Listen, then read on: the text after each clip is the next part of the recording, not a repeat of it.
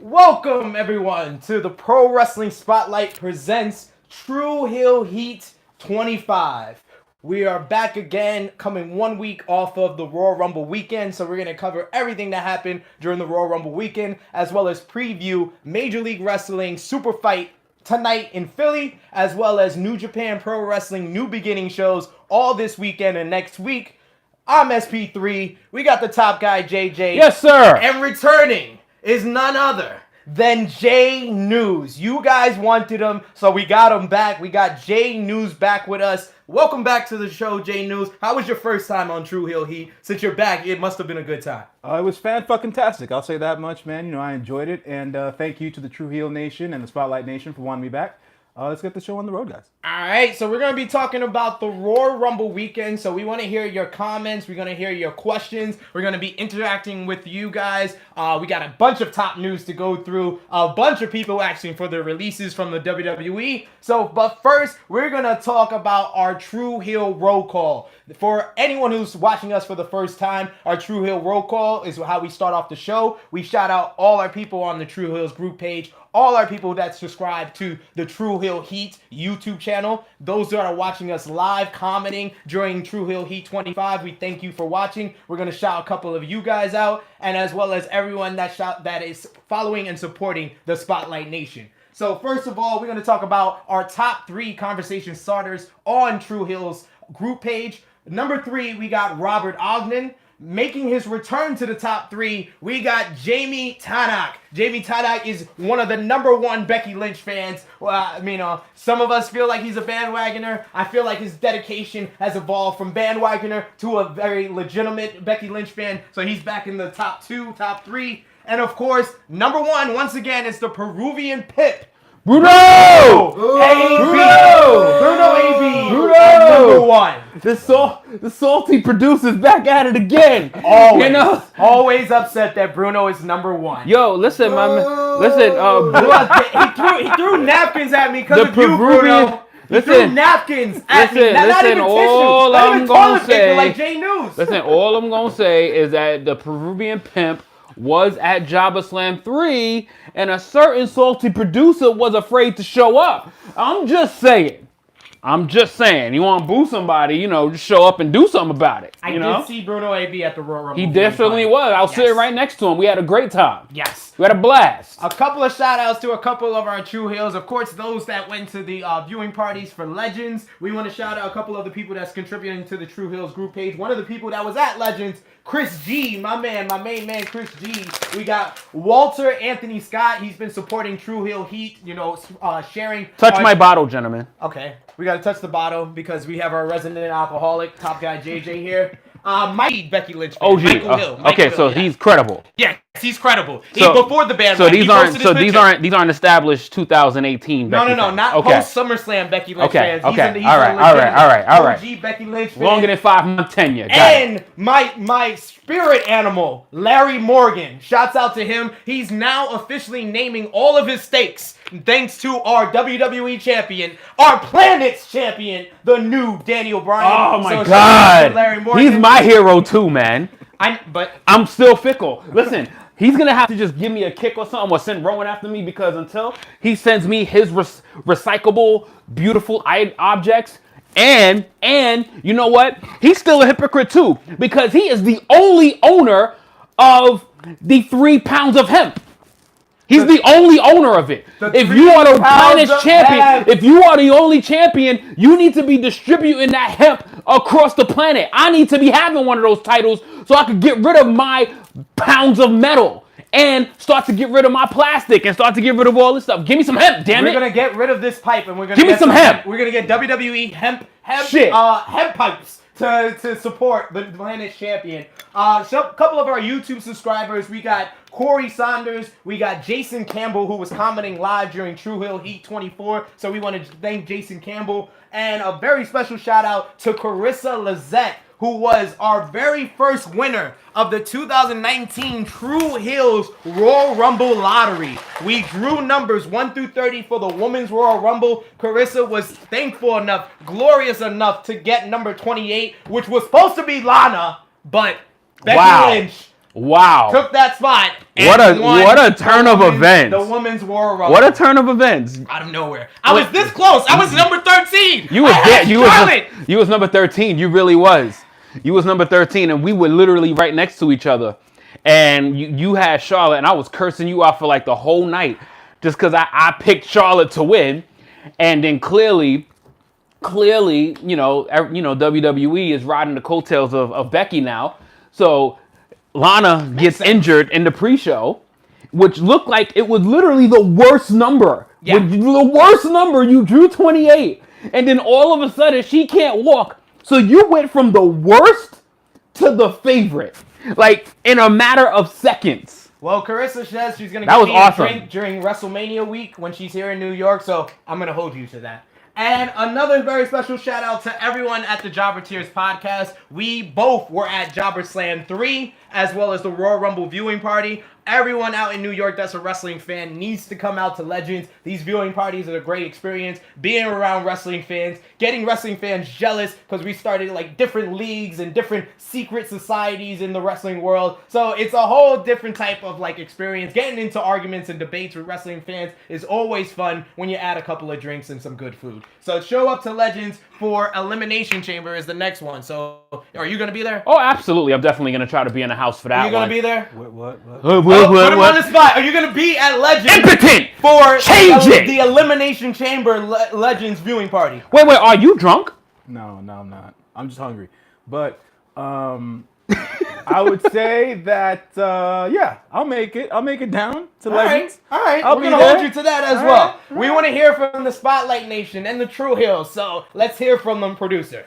True Heel Maurice, sup guys, and that's right, JJ called out that fickle Brian for not sharing that. Hell yeah, yo, I marked the fuck out when he took that shit out of. I was like, yo, this is the best thing WWE has done in like 10 years, yo. I marked the fuck out, and then the first thing I do is go on to shop.com. Where my title at? Yo, Where my title at? We want to. If they don't make that hemp title as that's gonna be the first title I ever purchased. That, oh my god, yo, I just beat people up and collect their titles. Yo, but I'm gonna actually purchase this one. That was the first thing. That's the first time that was something that was sent in a group chat, and the whole group chat liked it. Everybody was like, yeah, hell yeah. This is the fucking, that shit was amazing. I was like, oh, this. And our Planish champion is also a pot heel, so we got to give it up to that. And then I love the comment that AJ made. Did you smoke the prototype? I loved it. That was amazing. Did you see his shirt, by the way, though? So many good lines in that segment, by the way. Samoa Joe one of the best cutting ass spitting bars. He's been spitting bars since. But that was heat. Like, that my man came down and knocked them down like motherfucking dominoes. But the best line when Jeff Hardy wanted to speak, he was like, "Act like this is AA and keep your ass down and keep quiet while I share with the group." I felt like that was a low blow a bit, but hey, it is what it is. I like the one when he said with Randy Orton too, when I defend you, it ain't gonna come out of nowhere.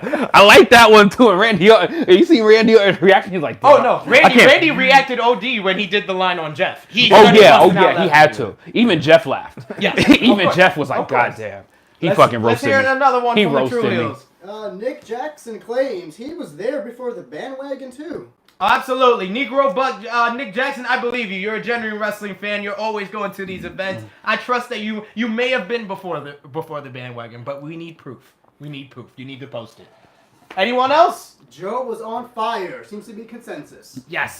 Joe's promo was amazing. So let's get into our top news. You guys first, so we're going to talk about it. Wow. It is the WWE, more WWE releases. Yo, has it only been a week? Yes, it's been a week since True Heel Heat. Has it only been a week? Where we talked about the Revival, where we talked about Mike and Maria Kanellis, we talked about Dolph Ziggler taking a break. I'm going to talk about Dolph Ziggler some more when we talk about if you ain't a wrestling fan, right? You're missing some of the best interaction with wrestling right now if you're not a wrestling fan. This shit is awesome right now. So the newest one is Dean Ambrose. Dean Ambrose has apparently told the WWE, he's given his notice. He is going to leave the WWE when his contract expires in April.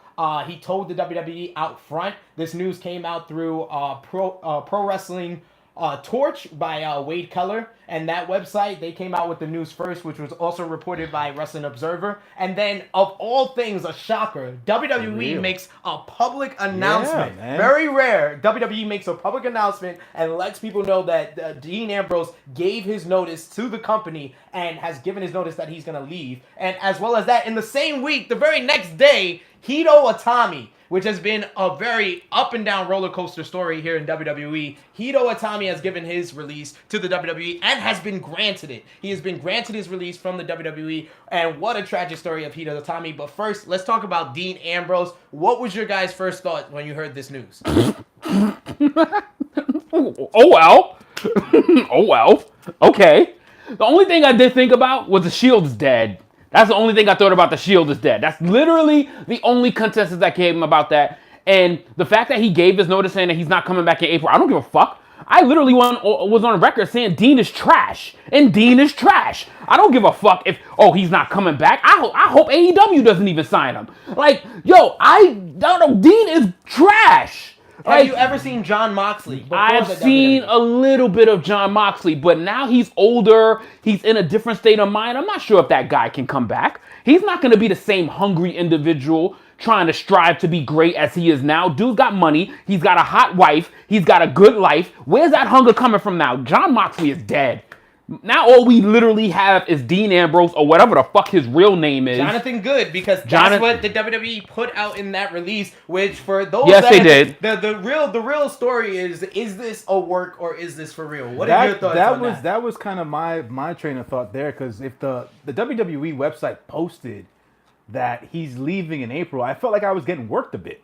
You know what I'm saying? Like, this is complete kayfabe to me. It's like, really? You're gonna tell us 2 months in advance before Mania that some guy wants to leave your company? It just doesn't work for me in that aspect, and I feel like this is gonna be part of the storyline later on, or for right now. You know what?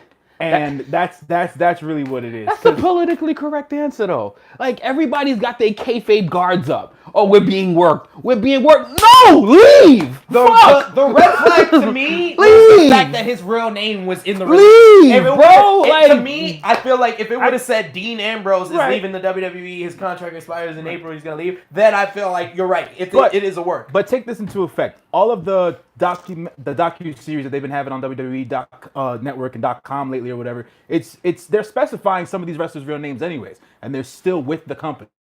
So for me, it's one of those, they're taking all this reality era shit into account, what it is that the fans want and don't want, what they like and dislike, and they're pushing that fucking crap back down our throats. So at this point, if he leaves, hey, whatever. But if he doesn't, I won't be surprised. All right. Do you think Dean Ambrose can get back to John Moxley? We know your thoughts on it. What do you think? It's a completely different wrestler. That's a completely different character. Bingo. I haven't seen even a freaking slither of who he used to be. You did see it when he was in the Shield.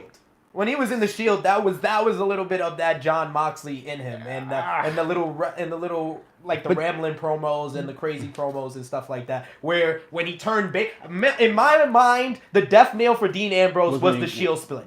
Shield split. He should have been the guy to go heel. I'm not saying that I want to go back in time and change that, but for his career to reach the potential it should have in WWE, he should have been the guy that turned heel.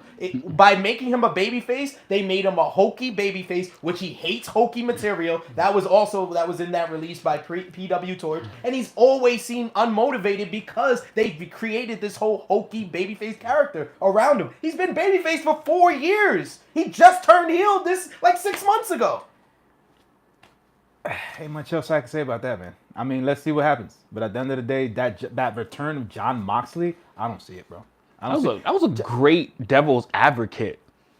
I'm just comeback. saying. Look, I will give you credit. That was a really good devil's advocate comeback right there. I've kind of been like 50-50 with the whole Dean Ambrose throughout his WWE career. I'm 100-0. I was very much on his side in the Shield. Even after the Shield, I felt like he was a hot babyface. He had a very much of the vibes of an anti-hero. He was getting very loud pops. He was the guy the fans were behind, and I was behind him as well. But over time, it just felt like because they kept giving him this start, push, because they kept giving him this hokey material. Within weeks of him turning babyface, he came out with a hot dog truck and was spraying J&J security with ketchup and mustard. Like, they made him a hokey character, like, within months of his term. Agree, and I agree to that. But let me tell you what literally has completely turned me off on Dean Ambrose. His in-ring. He is absolute garbage in the ring. That's your opinion, and I haven't seen a good Dean Ambrose match since his intermediate decent matches with Dolph Ziggler. Dean Ambrose's matches has been utterly garbage. Complete trash. If you can give me some good Dean Ambrose matches, please correct me where I stand. Post it in the But comments just let me section. know, because I haven't seen any that I can remember, recall, or imagine to see, and I wouldn't even look back on anything that he's done. So, what do you guys think, the Spotlight, True Hills Nation, what do you guys think about Dean Ambrose? Where do you think he's going to go? What do you think about this news? How about Top Guy JJ? I know your feelings, you don't want him to go anywhere else, but if you had to choose one place of where you see Dean Ambrose going, where do you see him Easily All Elite. I mean, easily. I mean, it's easily because it's a big American name. He's going to be a huge deal if he goes there. That's some serious star power. I'm not going to deny his star power. He is a star. So if he goes to All Elite, more eyeballs are definitely going to be going over there. And then on top of that, he can be a potential tag partner. He could be a building block to a whole nother division. There's a lot of things that they can do with him. But do I like him? No. But there are a lot of ways to use him. So I think AEW is his clear, obvious choice. He's not going to step all the way down to ROH. He's not going across the world to New Japan. He got a hot wife at home. He ain't doing that. I feel you. I don't agree with the All Elite thing, as a matter of fact. I feel like Jonathan Good, John Moxley, whatever you want to call him, he needs that freedom of creative. That AEW ship, the Young Bucks and everybody, I know they kind of play off of one another and whatnot, but from a storyline standpoint, some of this stuff is really hokey. Not as hokey, but, you know. But they're giving more of that creative freedom, right, especially to their top stars, and that's what Ambrose would be coming into. I would like to see him get a good run in TNA currently. Impact. Okay, Because that's one that I haven't heard a lot. Because Impact is on the rise again from a product standpoint. I feel like he would be a good addition to their roster, obviously, because like JJ said, he's a star. You know, it keeps him local. He doesn't have to go overseas and stuff like that. And he could probably he's right there in Florida. Right. Yeah. And he can have good matches with the majority of the roster. If they let him. To your point. And they would. And it seems like Impact over the last year, they are giving their talent that opportunity to have great matches with each other. Me personally, I feel like AEW would be the number one choice. I do like Impact as a choice. But that's to his one that point, I haven't heard a lot. To his point, he could be the Christian Cage signing. Yeah. To Impact. He And could be. We were talking about that with He Chris could be, Jericho yeah. showing He up could at be. Bound for Glory. He could be. Yeah, that's why I was like, I really like that as a choice, because that could be like their watershed moment. I told you, ever since Jay News's joined the Drew Hills, he's actually grown some brains in the wrestling world. So I'm proud of you, man. You're getting there, man. You're proud of you. Spotlight in True Hills. 2 comments. The Peruvian Pimp says that Dean had good matches with AJ. He did in 2016. That was 2 years ago. Wait, what? They did have good matches. Yeah, they did. did. That TLC match was very good. AJ did. I mean, there was a run for about a year and a half where AJ just had good matches with everybody. That's also so. Okay. Anyone else? And Nick Jackson agrees with SP3. He should have been heel from the jump. Even when he turned heel after the Roman left, they overcomplicated the story. I think they that made it too much about, I want to turn on Roman, when in my mind from the start, I've said this, it should have been about Dean not trusting Seth. That whole rivalry should have been about Dean not trusting Seth, not about him feeling that the Shield is holding him down, not to feel that he's got to be against Roman now. Right. It's all about Dean not trusting Seth. That follows along with the whole storyline they've been building for the last 4 years, and they completely shit the bed. Yeah, this is one thing. This is one point that you have consistently come up that I can never argue with. I mean, I would never even try to debate it because it's right from the jump. I mean, there's no way Dean should have been the one left babyface forever. That shouldn't have happened. Yeah. We all picked it, even from back in 2012 when we saw the Shield have their pretty decent match at WrestleMania 29. like, who's the first one that should go? Everybody picked Dean Ambrose. Yeah. Everyone picked Dean Ambrose. And the curveball was Seth Rollins, which happened to be a good one. It was a great curveball, one of the best heel turns ever. Seth Rollins had a great year as a heel. Yeah, he did. was great 2 years as a heel. 2014, absolutely. 2015, he was tremendous as a heel, but Seth Rollins from the start could have been this great babyface that he is right now. Totally. So it's like this is undebatable. Honestly, I would sound like a complete dick if I sit here and try to debate that, because Dean Ambrose sucks as a face, and right now he just sucks overall. So I hope for Dean Ambrose. So what about Hito Itami? I feel like a lot of people kind of downplayed the Hito Itami story, because when you talk about when these WWE fans talk about, you know, Kenny Omega coming over to WWE, they always talk about, oh, he could become the next AJ Styles. Look what they did with AJ Styles. Right. For what you guys don't understand when you say that is that for every AJ Styles, there's a Hito Itami. Hito Itami came in as one of the best wrestlers in the world. Over the last decade when he came into the WWE. And but whether it was injury, whether it was just getting lost in the shuffle, whether it was a new star coming in and taking the rub away from him, he just had, you know, misstep after misstep, obstacle after obstacle in front of him. And he is probably one of the most tragic stories of someone who was one of the best wrestlers in the world to come to WWE, because he came in NXT when it was Balor, Kevin Owens, Sami Zayn, Neville were like the 5 big stars, where they were like, these are the guys we're going to build NXT around. He had his injury right after being in the Royal Rumble. I mean, in WrestleMania, in the Andre the Giant Memorial in WrestleMania 31. Right. He gets injured. He gets down for, I think, 9 months. He comes back. He gets injured again. He had a little run with Austin Aries, and I think like right after that, Austin Aries left. So then he had to like find something else. He turns heel, has a good match with Aleister Black at TakeOver Brooklyn. Yeah. We witnessed that one. Then he comes over to 205 Live, and it just seems like I tried to predict him to win the Cruiserweight Championship at the Royal Rumble, because it felt like they were giving him something, but it just seemed like misstep after misstep. And I don't know where he goes, but what was your thoughts when you heard about Hito Itami? I mean, it's difficult, right? Because like you said, the injuries piled up. Creative wasn't there for him. He's one of the top wrestlers in the world the last decade or so. I've always had this belief, it might just sound biased and whatnot, there are certain stars from certain parts of the world, and I'm not trying to put them in a box, but it's like, yo, they just don't belong in the WWE product. They just don't. There's nothing for them in it. I mean, it's been happening for freaking 30 years. Yeah. You know, at this point, you know, we can say the same thing about Shinsuke, you know what I'm saying? And Hideo Itami is just another freaking example of a big star in Japan who came over to America who couldn't do anything with what he was given. Now he's been having tremendous matches within the last month on 205 Live, but to what avail at this point? You know what I'm saying? He wants to leave. He was granted his release. There's no more Noah, so at the end of the day, he's got to go to New Japan. Noah's back. So Noah's back, so he can go and try to build up Noah again. Here's the deal.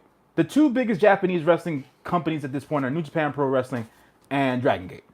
Or All Japan. Or Japan. I'd say like, it's those 3. Yeah. Or those 3. So he can do. I mean, Neville versus Kenta wouldn't be a good match to watch. That would be great. I love. So that. I think if he were to go over to Dragon Gate or All Japan, where he spent the latter part of his career, he can do good things over there. But he needs to get motivated, dude. He does not look motivated at all. Look at it. If you look at it, and this might sound a little iffy, but at the end of the day, I think you can always think about it from a mental standpoint. Look at his body in comparison to what it looked like when he came into the company. You're absolutely He has no motivation behind what he's doing now. So it's like, what am I looking at? You know? It's true. What were your thoughts? So, a lot of good points here by J News. But when I think of Hito Itami, I literally think of 2 other names that has been just as unfortunate as he has been in the WWE. 2 names I think of instantly is Sin Cara and Chris Sabin. Like, those 2 and those 3, I say in general, has been so hindered with injuries.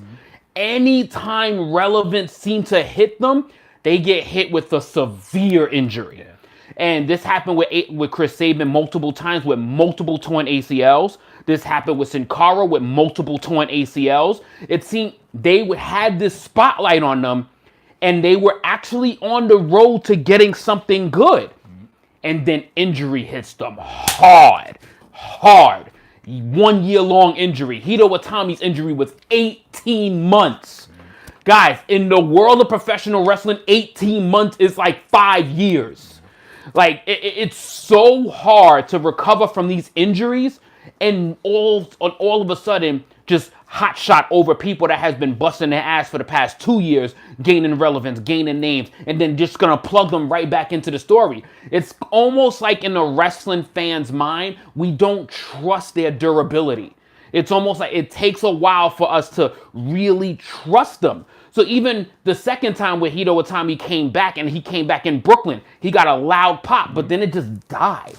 It just died. And it was more of, we don't trust him. And then you can see it in his wrestling style. His wrestling style even dummied down a lot because of how injured he was always getting, and how, so, like, dude, if y'all see that scar on his shoulder, that shit is nothing to play with. It's ugly, like, man. I deal with a shoulder problem as well, and just knowing that at any moment, your shit can just fuck up. It can just get ruined. You can't land a certain way. You can't pick up somebody a certain way. There's so many aspects to their injuries. Same thing with Saban. Same thing with Sin Cara. Like, it just basically hit Sin Cara so bad, he just stopped wrestling. Well, he went to Mexico. Yeah. Having a revival now as But it's taken so. How long has it taken? Yeah, it's true. And then the same thing with Chris Sabin. Like, Chris Sabin, dude, like, remember Chris Sabin was in the title picture before his injury struck, and then his came back to back, and now he had to get relegated back to Motor City Machine Guns. He was, those guys are cursed, man. And that's what I mean. Like, I don't it's mean so to say sad. It that way, but It it's just is. freaking sad because Alex Shelley should have had a career like no other wrestler, and he just couldn't get off the injured reserve. And dude. that's what I feel about them. It's just fucking sad. I agree with you, man. There's just no way. What do you guys think? The spotlight, True Heels, Tommy or Dean Ambrose leaving the WWE? Lots of consensus about Kenta. Anthony Carragher says Itami was doomed from the start. Injuries set him back, and there was always someone to keep him at the back of the line, like Balor, Black, etc. Yep. Nick Jackson wasn't surprised by Hideo asking for the release. He just doesn't fit in WWE. Great wrestler, though. And True Heel Maurice, Hideo Itami had no chance in WWE. Yeah, I mean, to I me, just think it's injury. Like these guys said, I feel like it's a lot about to do with the injuries, but it's another thing like Jay News said. It's the Mexican and Japanese stars don't do that well. They don't translate. They don't translate that well. They do great. They are major stars in where they're from, but then they come to WWE and they can't get that same type Bunch of of star solid power. points. Yeah. One more, Chris Gutierrez says, same thing happened to Bad News Barrett.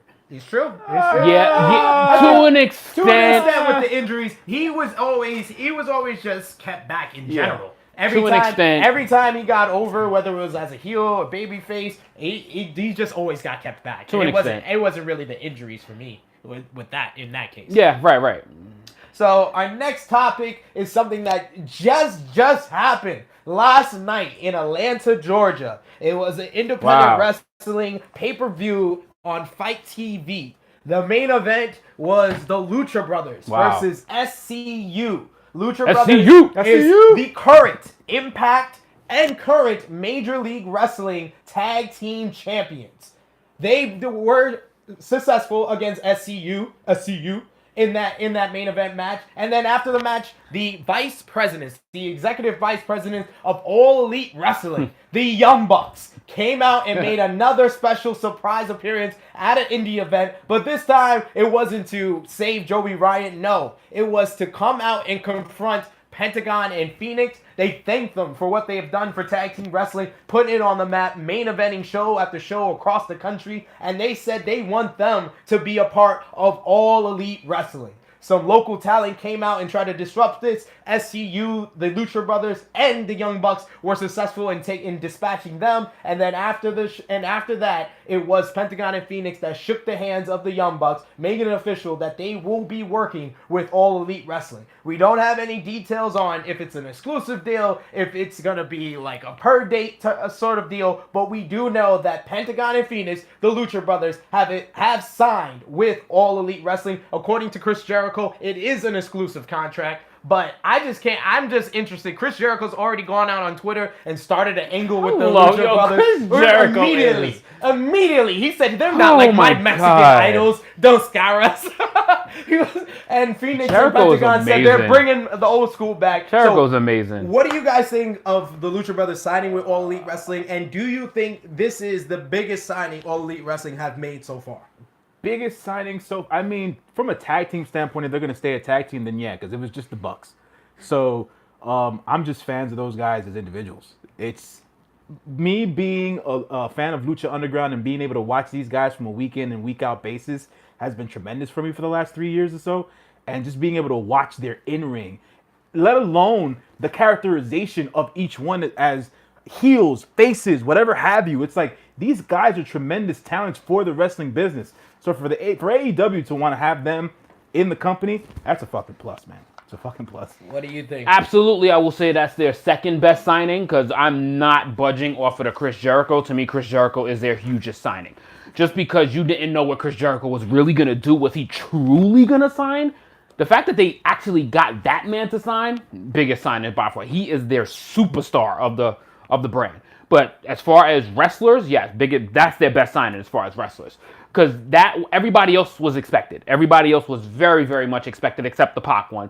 Yeah. But as far as a group, and you can actually at some point they can be individuals. Pentagon and Phoenix are fucking fantastic. They are special. Oh my God! Like, get a chance to watch Pentagon if you haven't seen him in the ring. Like Phoenix, you can see a lot of replicas of him, across the wrestling world as far as how the Lucha Libres go. But Pentagon is something special. Yeah. Pentagon is something special, and the fact that they were able to land him, and if he's exclusive, that is huge. That is a huge signing for AEW. To follow up what these guys are saying, I feel like I won't say it's the biggest. I agree with Top Guy JJ. Chris Jericho is the biggest signing because he's got that star power that makes them legitimate.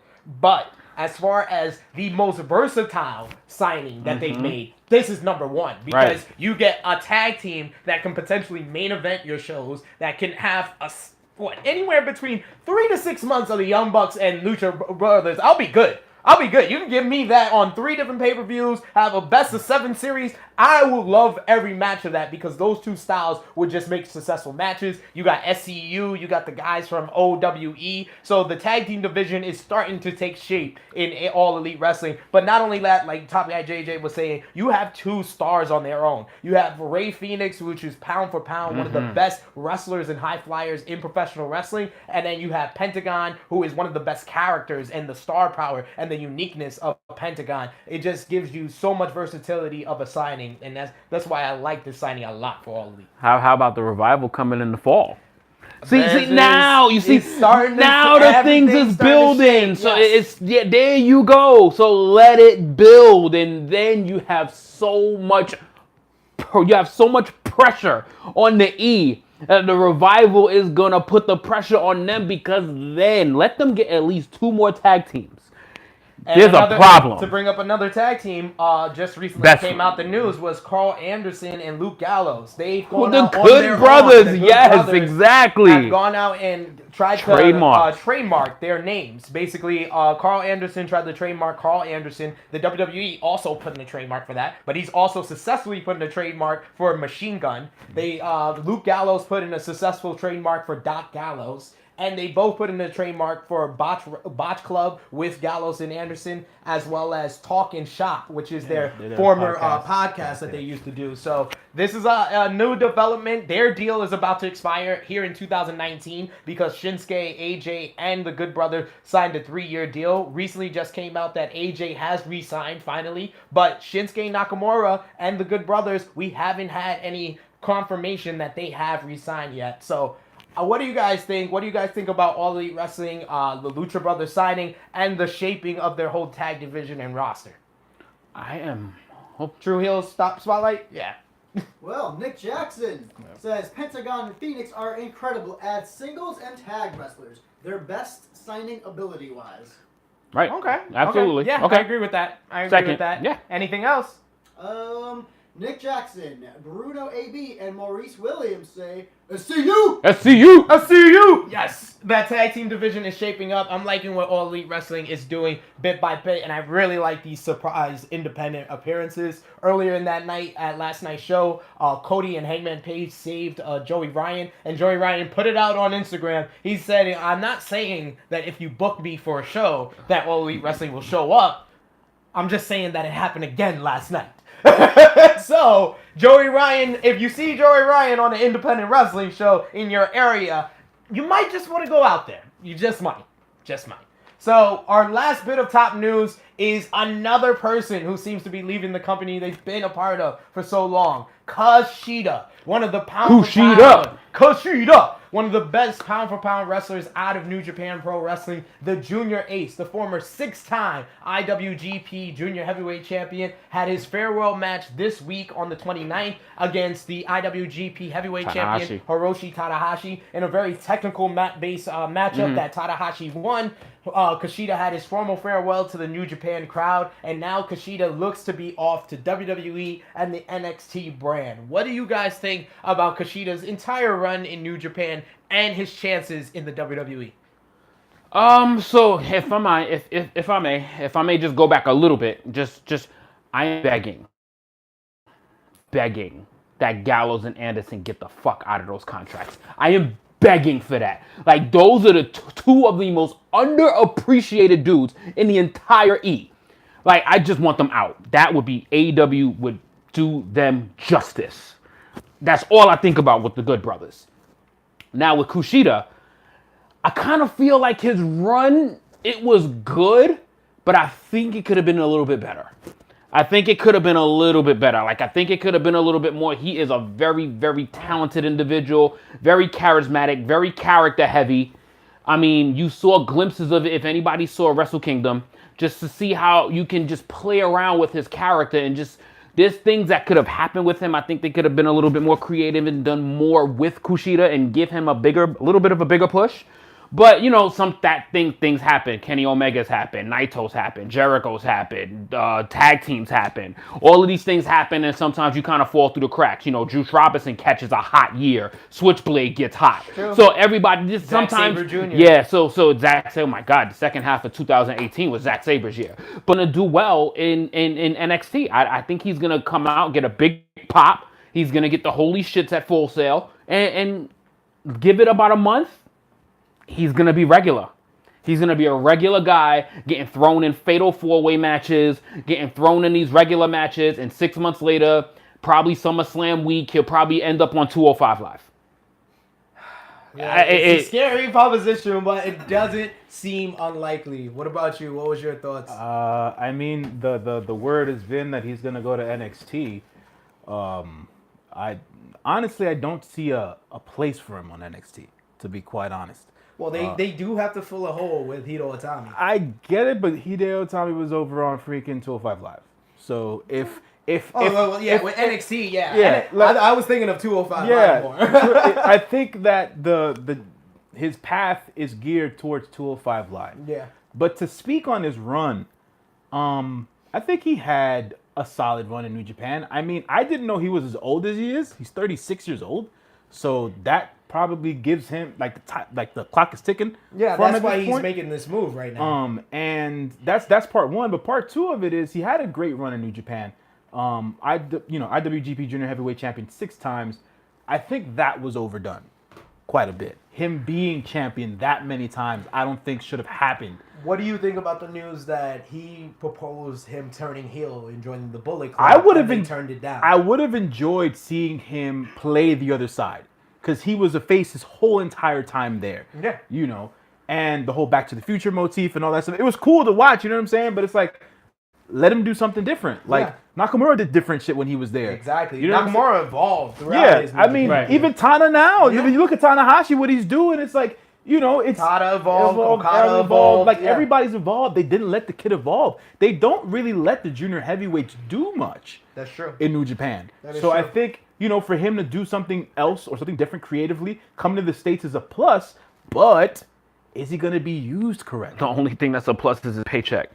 Right? That's I mean, it. And traveling That's the world. it. That's it. That's his main reason Yo, for dude. going. He wants to travel the We world. all he can travel the see world without the E, though. We Not all like see you the can with the aftermath. E. You're out there 300 nights a year. But do you and you're want to just be going- out there 300 nights a year? He wants to experience it. This is why Shinsuke Nakamura made this move. They want this experience. That's why I think it's good news that we haven't heard that Shinsuke Nakamura has re-signed, because I feel like he was able to experience traveling the world, getting that American experience, being a star here, and now I feel like he's getting to that point where he sees the writings on the wall and he sees that he can go back to New Japan right now and be like the returning legend, the returning star back to New Japan. Mm-hmm. I feel like this is going to be something that we talk about more on future True Heel Heats, but that I feel like Kushida needs them. So did. I feel like it's going to be good coming in for Kushida. I feel like his run throughout NXT is going to be good, but once it hits that point where there is nothing else for him to do in NXT, that's the scary point for me. 205 Live, and then your life is over. Is he going to be billed as a junior heavyweight, as a cruiserweight, coming in the door? Like that's No, I don't think that's- he's going to be built as a cruiser, because they don't do that. Because or you look at someone like Ricochet, Right. who's typical wrestling submission work wise. I feel like Kushida's one of the best in the world, and I don't Facts. outside of like a Matt Riddle or a Pete Dunne, I don't really know anybody else in NXT that focuses on that type of style of Right. wrestling. So let's hear from the Spotlight and the True Heels about Kushida. Backtracking a bit, Bruno AB agrees with JJ. He can see a great rivalry between the club and the Lucha Bros. I agree with you there. I definitely Get them there's more out. here Get for the club to good do. brothers out, yo. Keep pushing for them trademarks. Keep pissing Vince off, y'all. Keep it up. True Heel Fausto up in the cut. Hey! He says Kushida will be bigger than Kenta, Faust! but not quite Shinsuke. I can see that. I can see him falling right in the middle. I don't think he's going to be a guy that gets injured a lot, so I can see him falling in the middle where he can't reach that Nakamura type of real power. quick. True Heel Fausto. My Fausto? You're Fausto. Steez. Steez. Real Steve. Real quick, brother. Happy belated birthday. Shout outs to you.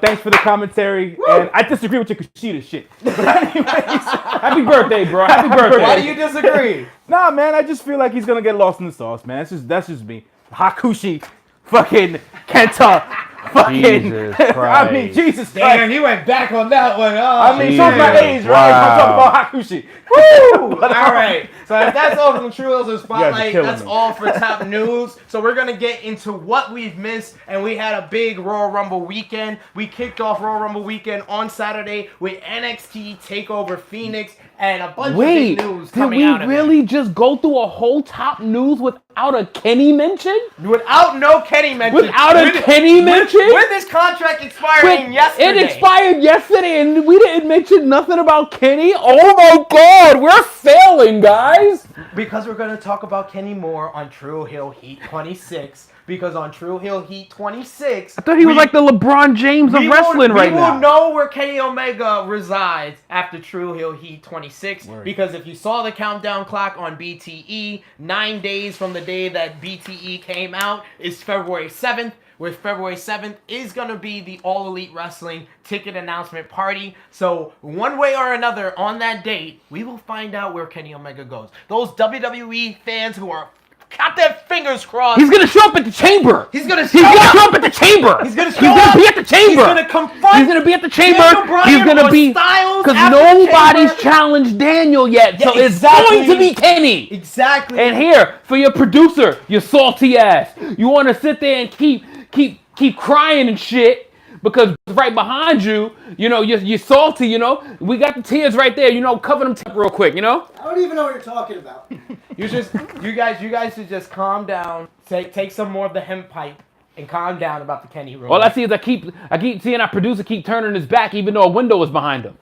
Because he's looking for Bruno AB. But yes, we got to talk about TakeOver Phoenix. It was a fantastic show, as takeovers tend to do. But the big news out of it is, of course, we got a new NXT Tag Team Champions, the War Raiders, in a great match. The opener of NXT TakeOver, which seems to be a theme. You put Undisputed Era in a tag team match to kick off a TakeOver, it's always going to be a great match. And once again, they did it. But this time, the War Raiders were successful in becoming the new NXT Tag Team Champions.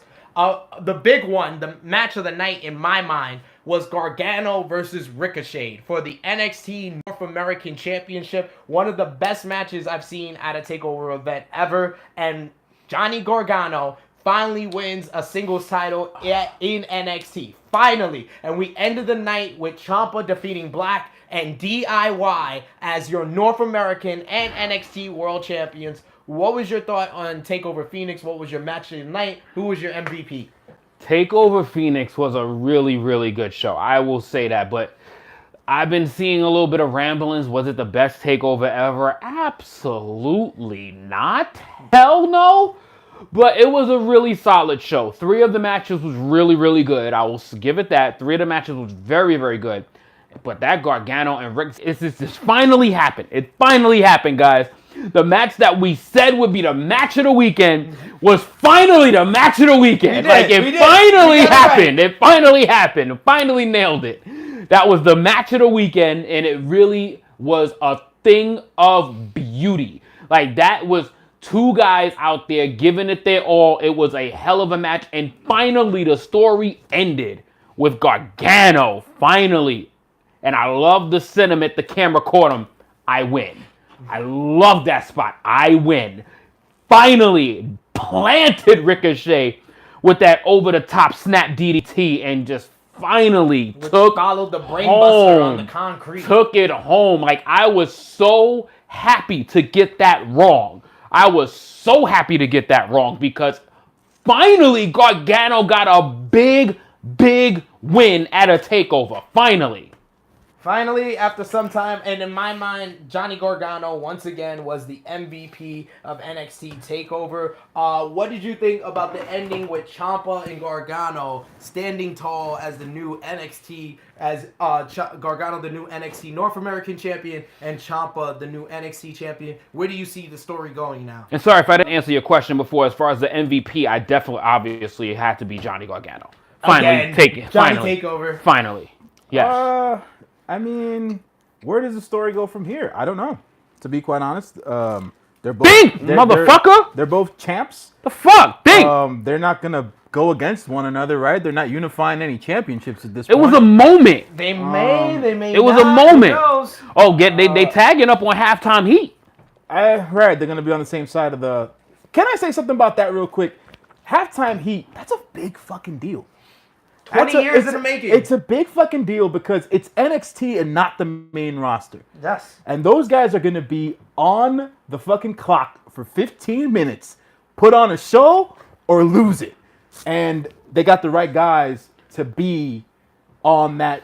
They got the right guys for that fucking match, I think. And I think that's going to be a hell of a 15 minutes for us to be watching. But to get back to your point, where does it go? I think Johnny Gargano is going to be the heel for the mid-carders, obviously. Damn, I'm done. And Ciampa's going to be the heel champ for the guys on the top of the card. I don't know. I need a fucking refill. I don't know how long. This guy. I don't know how long Johnny Gargano. These guys, man. This is still story building, and this shit is bomb, by the way. I'm interested to see where the story goes next with Ciampa and Gargano. That also with halftime heat. I feel like that's big news, and it's another petty Vince move, just taking shots at Maroon 5, but also a little. That was actually a great troll job. It was a great troll job. That was a great troll job. A big news coming out of the NXT TV taping. Uh-oh. If you did not want to if you do not like spoilers, you can pause, rewind, fast forward for like 2 minutes. All right, give you 10 seconds. So our new or not. I was like 3, but. Yeah. A new or not. I'm building up to it. Or new or not North American champion is actually the Velveteen Dream. At the NXT TV taping, they apparently filmed 2 endings to the match between Velveteen Dream and Johnny Gargano. The first ending being Velveteen Dream hitting his rolling DVD, and then the Purple Rainmaker to become the new NXT North American champion. As he's celebrating, he comes out of the ring. Johnny Gargano attacks him, puts him back into the ring, attacks him. Velveteen Dream gets the upper hand, goes for the Purple Rainmaker again. Gargano changes it into the Gargano Escapes. Dream taps out, and then Gargano leaves with the NXT North American Championship. I gotta give it to WWE because we always shit on WWE. That was genius. Genius.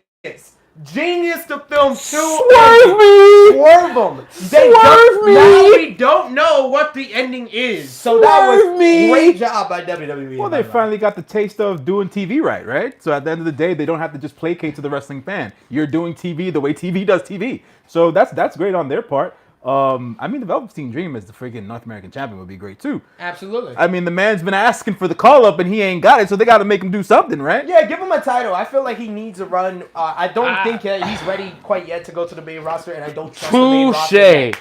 Because, dude, if they do with Velveteen Dream what they're doing to EC3 on the main roster, Let's not get into that. that man has been on TV for 2 weeks and he's looked at a mirror for 2 weeks. Yeah. That's what you sign up for. So that's the difference between Vince taking care of you and then Trips taking care of you. It happens to them all. Jesus. Save EC3 already. He hasn't even been on TV fully yet, and he's already getting fucked over. Can I just say one thing about EC3? I had this idea when he signed to NXT. What the fuck for? What the fuck for? You want to make more money than you're making. You know what? Dude, look. He's not your cup of tea, and that's fine. WWE's always going to throw more money your way. But your point as a professional wrestler is to gain the exposure. Dude, you've been on TNA for how long? He gained the exposure, and now he's got a bigger deal in WWE. This made sense to me. That made all the sense to me, too. The whole reason he went to Impact was See, to now become better you're and not. become more Yeah, now profile you're in getting back to WWE. being stupid. No. He never was He's about not- building up Impact. If No. you thought that, then I don't know what you would think. The exposure part is what I'm talking about. He's not going to get the exposure on the WWE stage that he feels. Oh, so he got it all on Impact? Yeah. Oh, yeah? He got a major spotlight in He Impact. got a major spotlight on but Impact. it's not. It's you know how not many about people- that to everyone. It's sometimes it's about the money. It's about getting a bigger paycheck. Getting that paycheck, brother. Brother, if you wanted to go get your paycheck, go ahead. But at the end of the day, That's what he did. At the end of the day, you being mad at the fact that he's looking at a mirror for 2 weeks, that's what he signed up for. That's what he signed up for, bro. Yeah, I don't think when he got that contract, That's what he signed up for. he was made aware that his first month on TV, he was gonna be told at a mirror. Like, dude, no one has been told that and said, I'm game. No one has been told that. But he wanted the money That though, is right? You all- getting paid top dollar. Is that your door? Yo, door. Was that the door? Door. All right, go. Let's check. Hey, let's we check gotta that out. check Anyways, the door. we're still filming. But so anyways, dude, it was for me is the what the fuck for scenario. I didn't understand why he signed with NXT. More for the exposure part of it, the use of him, right? Yeah. Like it's just, dude, you're Derek Bateman. I mean, he was never going to get past Derek Bateman, but I understood the move from jump. It was all about getting more money. Gotta It go was, get paid, he bro. already got the exposure from Impact, so it wasn't about that anymore. If you already got it, it's done, it's over with, so you got to move on. Yo, you really got some bitter bones with Derek Bateman, EC3, man. Like, what's up with that? To your point. like, what's up with that? To your point, JJ, he's not my cup of tea. He's just not. But I can. He's not a lot of people's cup of tea. Who got what? Who got what? I got the flat noodles, the dark noodles These with noodles chicken. Right here? Yeah. Like noodle seeds? See what I'm dealing with here? Can I see that? This is looks chicken like right here. That's chicken too. this looks like some sweaty dog shit. But go ahead. You see what I'm dealing with? Yeah, this is mine. Like, what is this? Wait, let me see. Like, where That's does this chicken. come? It's different Wait, culture. hold on. What the fuck? This is yours, sir. This is yours. Like, what are y'all You getting? see what I'm dealing with here, people? Like, this You got- shit is- You got this Is that one? ragoon? What is this? Like, Ragoon? Is What? this what this is? What? Right here. Shrimp Oh, no, boil. that's the shrimp. Like, That's the what shrimp. they bring? Shrimp tempura. This is what. Wait. This is how y'all celebrate the 25th anniversary of True Hill Heat. Y'all sit here and get this dog snot as food. Like, what the fuck is it? Oh my god, you guys are killing I'll take me. that. You guys are killing me. But back to what Yo, we're can I talking see a about. steak? Can I see some steak? Like, can I see What, some? you trying to kill another steak? Can I see some real I thought food? you're down with the Planet Champion. You're sipping out a plastic straw. You're talking about getting. I You're eating healthy. want Ashley to come through, bro. Give me Ashley right here on the plate. Daisy. No, that was Daisy. That was Poor Daisy. Daisy was the WWE Championship. Abby was my man Larry Steak. I want Ashley right here. Y'all coming up with this shit. It's Thai food. So we're gonna get to your comments and questions in a bit. We got the Thai ice too. Oh Me. my god. Oh my God! What the fuck? Does this shit got milk in it? This man could not do it all at once. He couldn't do it all at Here once. we go, good brothers. Yeah. Thank you, sir. He couldn't Appreciate do it you. all at once. Appreciate so it. we're gonna get to your comments and questions in a bit. Our producers turned it from a fighter to a concierge. He's sitting here serving people. Like, yo, I what did expect you? a tip afterwards. What did you turn him into? He was a fighter, SP. Now you just turned him into someone that serves you food. What has happened to this man? We're gonna get to your He comments and was questions. the in a bit.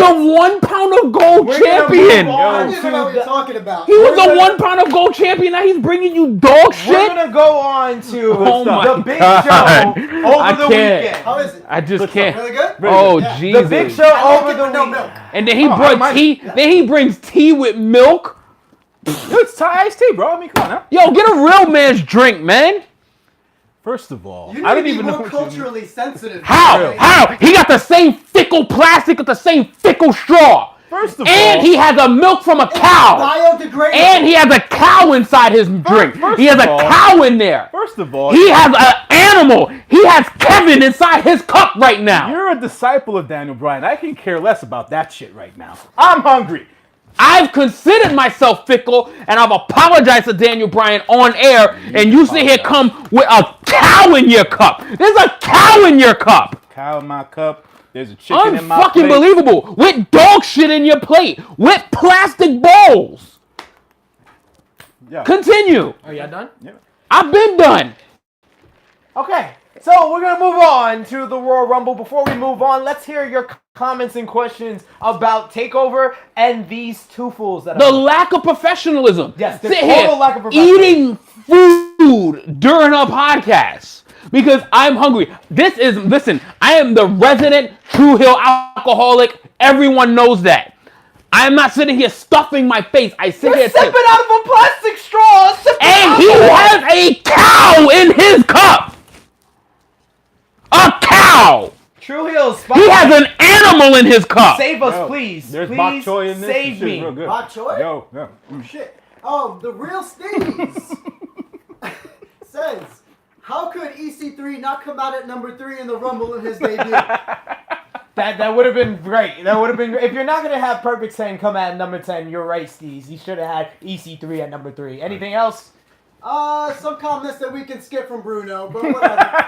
Wait. That's so disrespectful. Say what Bruno said. God damn it. They have been deleted. You can continue. So we gotta move on to the Royal Rumble. The Royal Rumble was the big show. You know what? That's what I got. That's what. So my man Bruno said, "Who's that girl that just walked out of the room?" Good one, Bruno. Yo, Shorty got a beard, bro. Anyway, Yo, he gonna get mistaken from the chick from GameStop.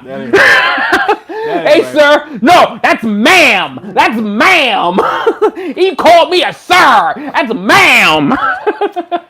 we gotta talk about the Royal Rumble. The Royal Rumble was a 7-hour show, so a lot was going down. Yo, You had 3 shows on the kickoff show. The sleep was real after that. Including a new United States champion in Shinsuke Nakamura and a tremendous fatal 4-way between Kalisto, Hito Itami, who was his final pay-per-view appearance, Kira Tozawa, and the champion who retained, Buddy Murphy. But what a show Royal Rumble was. Oh, don't act like that plane ain't yours. Oh, that is mine.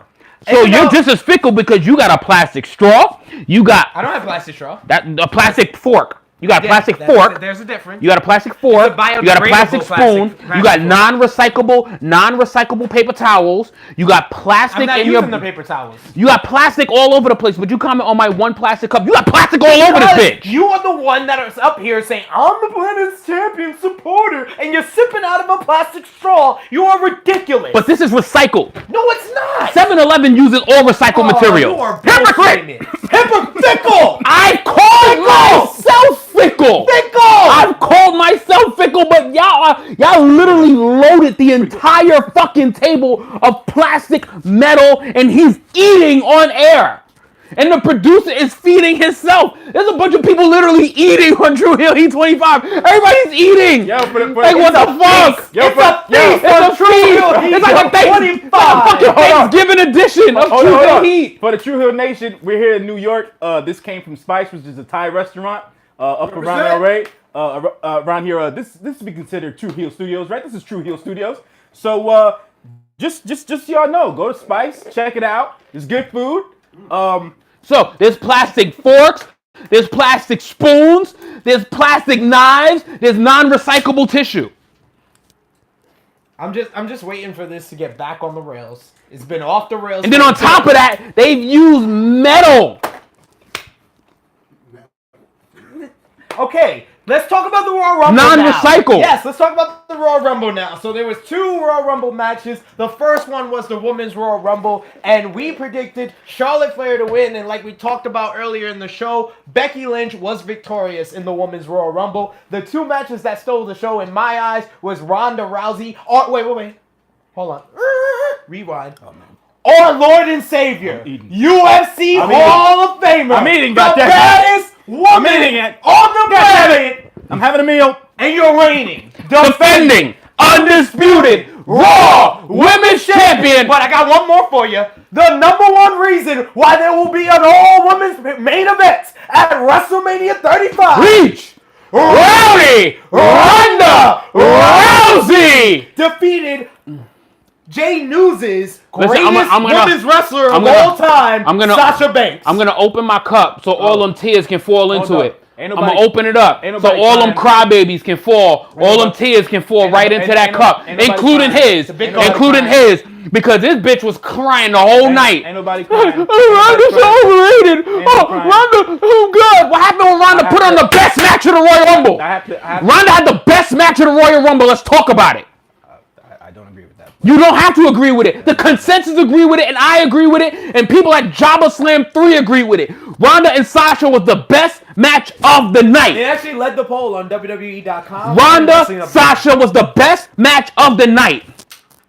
Ronda and Sasha, huh? But follow very close second, which is debatable, which was Becky and Asuka. Becky and Asuka was a The great match. women, shout outs to the ladies. They held down the Rumble as I predicted that both women's matches was going to be way better than that shit that happened on NXT TakeOver, which is completely why I downgraded TakeOver Phoenix, because that women's match between Shayna Baszler and the EST was fucking garbage until that last 2 minutes where Bianca did a great job by Bianca. Bianca helped save that match. She helped save it by selling the shit out of being resilient. Props to Bianca for a that. minute there, I was going to call you Sam Roberts. Props to Bianca. Props to Bianca. Props to Bianca. She made the crowd feel it and believe her selling abilities in that match. She rocked that shit out. Disrespectful to Shayna Baszler. Shayna Baszler was fucking trash. What was your thoughts on the women's matches at the Royal Rumble? Let's stay on the actual topic, unlike this drunk asshole. So first things first, ain't no tears going in nobody's big gulp. That's 1. 2. There's a cow in your cup. Shut the fuck up. There's a cow in your I have cup. to sit here and apologize. Barbara is in your cup right I now. have to apologize Let him talk. sincerely to Sasha Banks because last week on True Heel Heat, I made a mistake. Yeah, you called her the greatest wrestler of It wasn't about that. It wasn't about that. That was a big mistake. It wasn't about that. It wasn't about that. I forgot. My cup is filling up with tears. I forgot. It's filling up. The day we shot True Heel Heat, it was Sasha Banks' birthday. Oh, who cares? Sasha Banks, my mistake, my apologies for not giving you a birthday shout out because it was needed and it was necessary, and I apologize for that. As for the match, as a matter of fact, we're wrestling fans, right? No bullshit. It takes 2 people to have a real good match now, doesn't it? Yes. Right? Both of them had good chemistry with each other. They Yeah, made, which I was- it, actually, they I made was- it feel like a real fight. Actually, I was surprised about that, to be quite honest. And I actually hold the Becky and Asuka match a little bit higher than theirs. I do as well. I feel like the Becky and Asuka match was a more smoother match. Yeah. It was very mat based, but at the same time, it also gave that little like fight feel where it was like back and forth.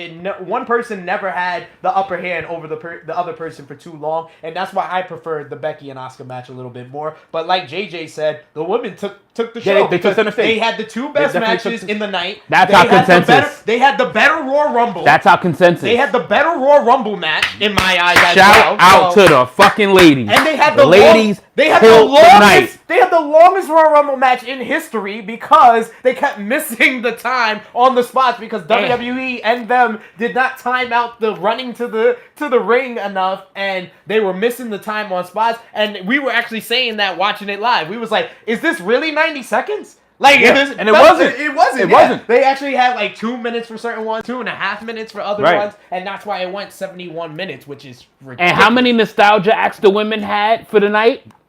0. Nostalgia, 0. Men, number 2, they start nostalgia. And I felt like that was a good one. The Alliance. Man, I felt like it was fuck out of fun. here. You always gotta have your nostalgia act in there, and I felt like it was fun. Who the fuck wanted to see Jeff Jarrett? No one. But I didn't think the men's Royal Rumble was bad. Who? I didn't think the men's Royal Rumble was bad, but shit was I god-awful. felt like it was not. It's not as good as last year's. Men's Definitely. Rumble was fucking awful. It was a middle of the road Rumble. I'm happy about the winner, Seth Rollins winning. That was the best result. Definitely the Called best it. Best thing. result. And Called it. who stole the show in the men's Royal Rumble? A woman again! Nia fucking Jax! She's not like most girls. Oh my god, Nia Jax in the Royal Rumble made the last 10 minutes the most Yo, exciting but- of the Yo, whole did you see what she did to Mustafa Ali though? But- Yo! No, she did to R-Truth. Apparently, she got heat Yeah, with the R-Truth off of hurting him on the attack. But to the point that you made earlier about Dean Ambrose, she got a spot with Dean Ambrose on the following the Raw. next night, yeah. No wonder Dean Ambrose wanted to walk out of that fucking company. He was like, you're playing Nia fucking Jax over me? no shade on Nia because Nia got talent, but damn, son, for real? That's fucked up. Yo, but you don't understand. You understand that Dean Ambrose told WWE this prior to all of this happening. They just released the information. So here's our way of saying thank you for telling us, Dean. Here, Nia Jax, you come out. Dean, get the fuck out of the ring. You ain't shit no more. Did you see how clean and how easy he lost to Seth Rollins? Like, I mean, it was like it wasn't easy. That It shit was a was good match. easy. It was a good match. And the funny, on Raw, a regular ass match was probably their best match in like 3 years. Sad, but I'm not going to say you're false. Let's hear from the Spotlight and the True Hills about the Royal Rumble. Well, as an aside, Maurice Williams has noted that Mr. Black is in the comments looking for you, SP3. Oh, Mr. Black, we gotta find what Mr. Are we Black really gonna talk and about that? Mr. Black, yeah, Mr. Black. Are we really going to talk about one getting high and one backing out of Jabba Slam? Whoa, Like, both of you clowns. Both of you, because both of you are fuck ups. Both of you are fuck ups. Because this one fucking smokes a whole ounce of marijuana, and this one decides to put his title on the line without getting the commission's permission. It's not my fault. So this is I'm what, giving people this is what happens. opportunities. This is what happens when we get some power. We get some power. We don't know how to act. We put titles on the line and we get high as fuck. So we don't even know how to act. So we go into a whole venue where there is control, where there's legalization, where there's things that needs to take place. You put your belt on the line without getting their permission, and this jackass decides he wants to go get high as fuck the night of the show, not the night before, the night of the event. Not my fault. It's not my fault. I give people Explain. opportunities, For the- and that's their fault. For the people that hasn't seen your video, please explain what happened. Why this match did not take place at Jabba Slam 3, please. Well, basically, by me putting the 1 pound of gold on the line, the New York State Athletic Commission had to step in and sanction this match at Legends on 33rd Street. And apparently, Mr. Black smoked an ounce of marijuana or of some type of, and he had over 700 1,000 THC milligrams in his urine when we tested, and apparently we couldn't have the match, and it was shut down. The managers of Legends, the New York State Athletic Commission, would not let us have that match. What was Bruno's comment? I know you can see it. What was Bruno's comment? Let's hear from him. The recent one? Yes. His comment is he said, "This is why I do cocaine." Great. Yo. Bruno says this is why This is why he's number one in the chat talk. This is why. He's got excellent timing. He's got Top Guy JJ dying over here. Anything else regarding the Royal Rumble? What would you guys MVP? In my mind, I feel like the MVP of the night was either Becky Lynch or Nia Jax. Whoever competed in 2 matches in the night was the MVP, and the show stealer for me was Finn Balor versus Brock Lesnar. Yeah. Right. So one of Yes. the best 8-minute matches that I've seen in a long, long time. Yeah. It put over Finn Balor tremendously. We did not need that post-match at all. No, at all. It It literally pissed me off because it took away all the everything fucking effort did. that you put into building Finn Balor in those 8 minutes, and you took it all away in a beatdown that lasted 2 minutes. It was ridiculous. It was ridiculous. Yeah, It was absurd to unfortunate. me. Yeah, but Finn and Brock was the best men's match of the night. It was the best men's match of the night. The cruiserweight match. I mean, Yeah, the on the cruiserweight. on the main card, because of that fatal 4-way for the cruiserweight title was fire. I thought they That cut shit the- was fire. I thought they cut the match short. By the way, Actually, they got good time. they got good time, but like They got good time. I feel like the ending To WWE standards, they got good time. I got you. WWE standards, they got good time. But as far as one side comment, though, this whole Jobber Slam 3 thing that happened, or that didn't happen, should I say, right? it Triple H, Yeah, it got Triple H. Triple H. I was gonna make a comment about it earlier because he keeps on always promoting them and their events and being so, I don't know, downright a good brother sometimes, Sid, a good brother. And He's a true heel. but he's always bigging him up and giving him these he's props. And this heel. guy goes and he smokes a pound of fucking hash and he can't even have a match with you. Did he smoke the pound of I hash? didn't smoke it. And of course he's gonna promote it because he's gonna be there live. I'm the star. He's starring at the place, so why wouldn't he promote it? That's like you being somewhere and you're hosting a title match and you're not. I'm the Undertaker of Jobber Slam. He appears there once. He appears there 3 times a year. That's it. Next one is Jobber Slam 4, which I hope we can have this match. Keyword, right? Keyword. Listen. Okay, so first of all, he's not their dad, which obviously he shouted out Papa Black. He shouted out Papa Wilk. At the end of the Mama- fucking Mama. day, He how do you know That- you're going into a match? You understand that you can't do certain things before a match. J News, look at the camera and ask Mr. Black why. Why? Why, Mr. Black? Why? Well, the last couple of ones that we missed was the New Beginning. MVP of the Rumble was Becky Lynch, though. Yeah. You can't have co-women's match of the night and win the Royal Rumble and not be the MVP of the night. But the show still, I completely agree with Brock and Finn. What? Anything else from the Spotlight or the True Heels? Maurice with a True Heel Heat Jax fact. Nice. Nia is the only person to compete in 2 Royal Rumble matches in the same night. So, anybody that says Nia Jax is trash, eat that. Eat it. She's been in 2 Rumbles. Eat it in 2. one night. 2. In one night. And she's had multiple eliminations in both Rumbles. In one night. And she eliminated she had multiple men. She had one. She had 1, right? Yeah, she just eliminated Mustafa. That shit felt like multiple. Yo, She beat up multiple Yo, men, she that's for threw that little motherfucker That was- out, That yo. was for sure. But we just touched on the New Beginning shows. They had their 2 in the U.S., which were actually, affected by the U.S. government shutdown. In the main event of the first show, it was Juice Robinson and Tracy Williams, who was defeated the one-night-only reunion of Roppongi Vice, which was Rocky Romero and Trent Beretta. And then last night in Charlotte, in the main event, it was Juice Robinson successful defending the IWGP U.S. Championship against Trent Beretta. And then also this morning, New Beginning in Sapporo, night 1. In the main event, it was Jay White and Bad Luck Fale defeating the dream team of Okada and Tanahashi, with Jay White submitting, making tap out the IWGP Heavyweight Champion Hiroshi Tanahashi. So we're gonna talk about New Beginning on the in a little bit, but what do you think about that result in the big one? And then also it was Minoru Suzuki who was successful against Sonata in what was the match of the night.